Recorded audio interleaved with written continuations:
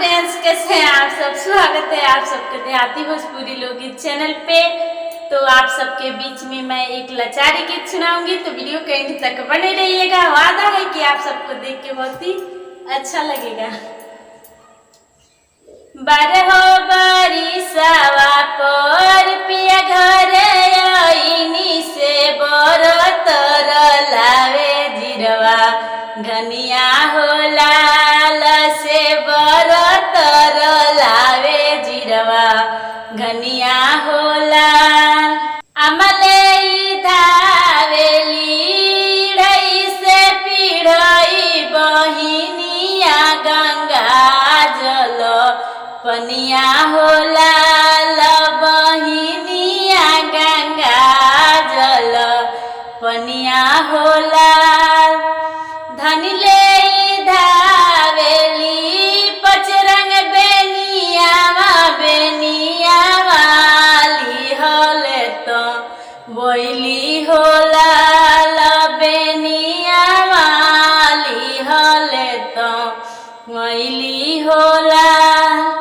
आमा के काढ़ी ले यरी से पियरी बहिनिया सबुज रंग सड़िया हो लाल बहिनिया सबुज रंग सड़िया हो लाल।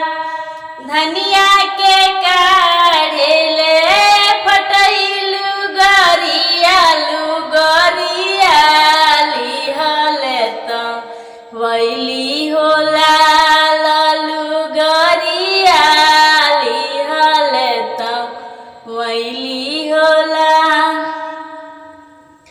उहवा से धनिया हो घर चली आईली से हनी दिहली बजड़ के मड़िया हो लाल से हनी दिहली बजड़ के मड़िया हो लाल। अधराती बीतले पहर राती बीतले से अधरतिया किलिया ढक चवले हो लाल से अधरतिया किलिया ढक चवले हो लाल।